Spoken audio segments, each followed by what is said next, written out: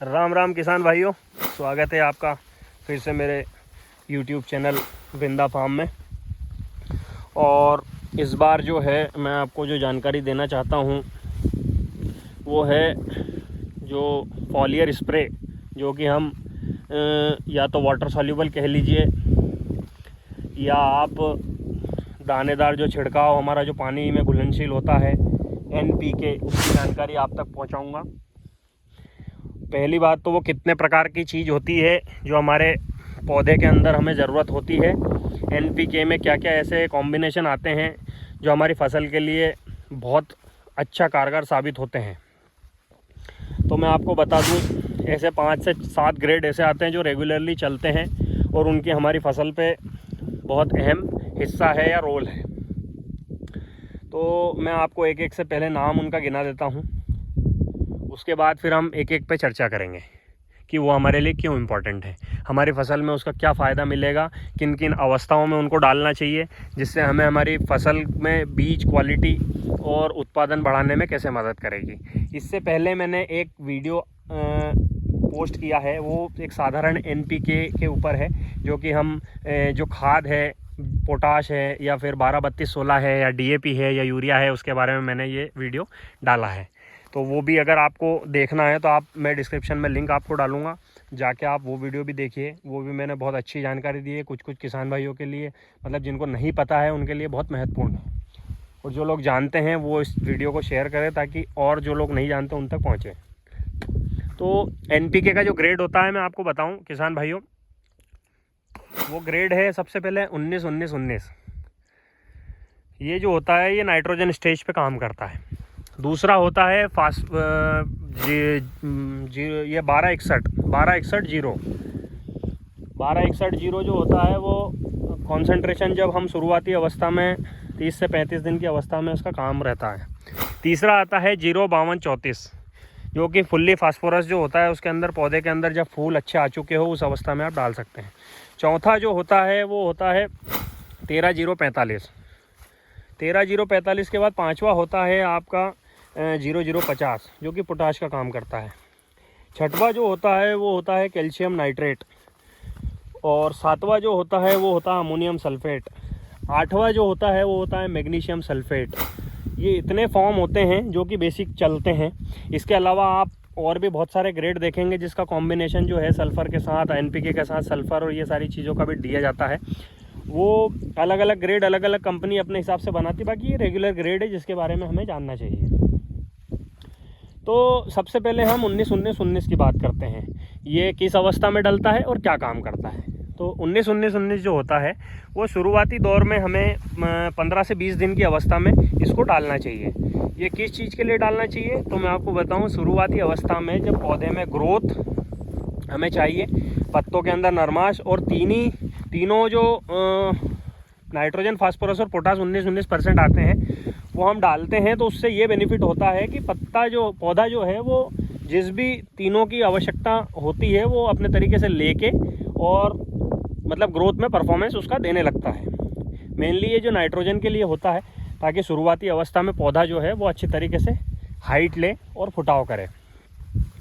दूसरा जो ग्रेड होता है 1261 जो है वो हम 30 से 35 दिन की अवस्था में डालते हैं।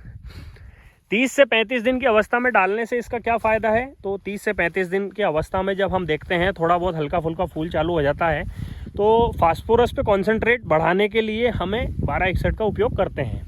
इनके कॉन्सेंट्रेशन रहते हैं नाइट्रोजन, फास्फोरस और पोटाश। उस पत्ते के अंदर हम डाल के पौधे को कॉन्सेंट्रेट जो है उसका बढ़ा सकते हैं।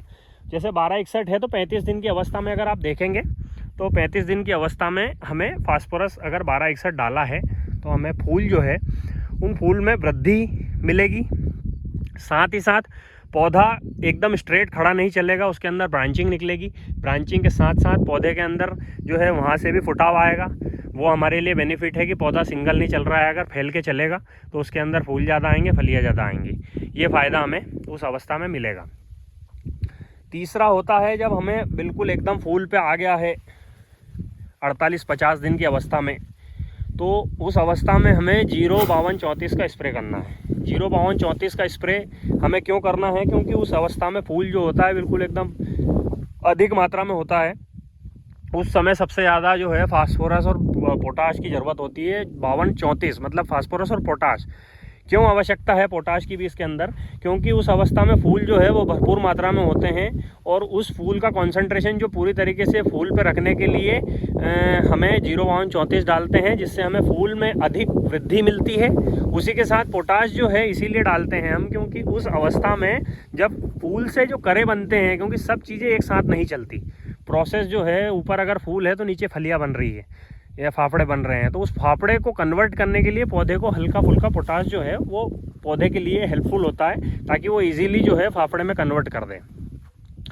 चौथी चीज़, जब हमें पूरी तरीके से इसको पौधे को कन्वर्ट करके मतलब फाफड़े पे लेके आना है या फली पे लेके आना है, तो हम 58 से 60 दिन की अवस्था में इसके अंदर जो है 13-0-45 डाल सकते हैं, जिसके अंदर जो क्या बोलते हैं आपका फास्फोरस जो होता है वो 0 हो जाता है और 45% पोटाश हो जाता है और 13% नाइट्रोजन। 13-0-45 इस अवस्था में क्या होता है, जब फलियाँ और फाफड़े जो बनते हैं उस अवस्था में सबसे ज़्यादा आवश्यकता होती है पोटाश की।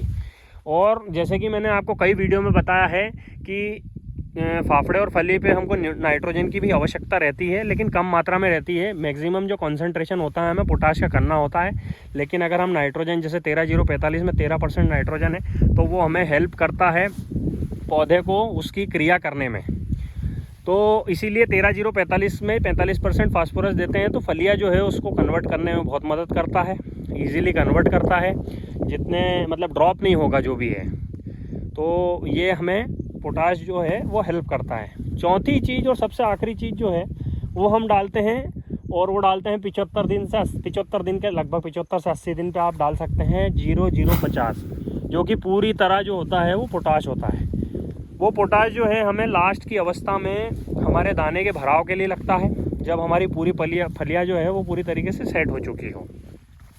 उस अवस्था में अगर हम 0-0-50 अगर डालेंगे तो बहुत ज़्यादा चांस होते हैं कि हमारे दाने का साइज़ अच्छा बनेगा, शाइनिंग आएगी और वज़न बैठेगा। ये चीज़ें जो है ये 4 से 5 जो मैंने आपको वाटर सोल्यूबल बताए हैं, ये इस अवधि में अगर डल गए तो आपका प्रोडक्शन बढ़ के मिलेगा। चाहे अगर आप एक प्लॉट में डाल के देखें, चाहे नहीं डालें, अगर आपको इस चीज़ का अगर प्रैक्टिकल देखना है तो एक ही प्लॉट में आधे में अगर डाल दो और आधे में मत डालो, तो आपको बहुत ही अद्भुत परिणाम मिलेगा। उसके अलावा 2 से 3 मैंने और आपको बताए थे कैल्शियम नाइट्रेट। कैल्शियम नाइट्रेट जो होता है वो आप बीच में मतलब जब फूल रहें उस टाइम पे आप डाल सकते हैं उसको। उस टाइम पे डालने से क्या होता है कि पौधा जो होता है वो पूरी तरीके से मजबूत रहेगा और पत्तों के अंदर रेजिस्टेंस पैदा करता है वो, ताकि वो बीमारियों से भी लड़ सके और पत्तों के अंदर आसानी से मतलब कोई भी बीमारी नहीं लगे। एक चीज़ होती है मैग्नीशियम सल्फेट। मैग्नीशियम सल्फेट कई बार क्या होता है पौधे के अंदर क्लोरोफिल कम हो जाता है। क्लोरोफिल बनाने के लिए हमें मैग्नीशियम सल्फेट जो होता है वो पत्ते के अंदर ग्रीननेस लेके आता है। वो ग्रीननेस की पूर्ति जो होती है वो मैग्नीशियम सल्फेट करता है। उससे हमारा पौधा जो है फिर से एक्टिव हो जाता है और हमारा जो पौधे के अंदर प्रकाश संश्लेषण या फिर आप क्लोरोफिल जो होती है उसको बनाने का कार्य जो है वो मतलब स्पीड से करने लगता है। एक होता है अमोनियम सल्फेट, जो कि सल्फेट फॉर्म में नाइट्रोजन होता है। कई बार पौधा जो है आप देखते होंगे कि स्टार्टिंग फेज़ में 30 से 35 दिन में अगर हाइट अच्छी नहीं ली हो तो आप उसका इस्तेमाल स्प्रे के द्वारा कर सकते हैं।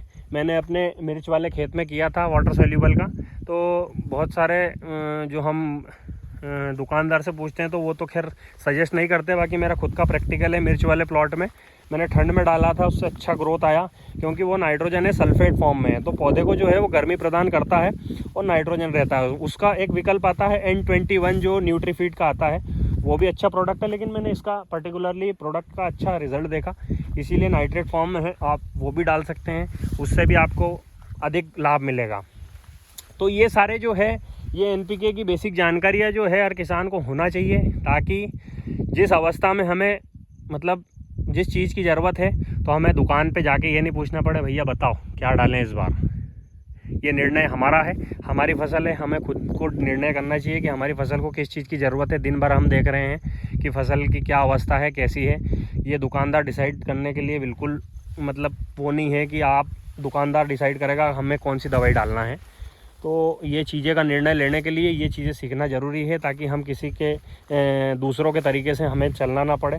हम बिल्कुल स्वतंत्र हैं हमारी फसल के अंदर, और वृद्धि कर सकते हैं उत्पादन में अगर हम इन चीज़ों को जान लें तो किसान भाइयों, कैसी लगी आपको जानकारी कमेंट में हमें बताएं, और हमारी चैनल को सब्सक्राइब करें वृंदा फार्म को, और आगे इसी प्रकार के वीडियो के लिए जो है आप चैनल को शेयर करें, सब्सक्राइब करें, लाइक करें। धन्यवाद।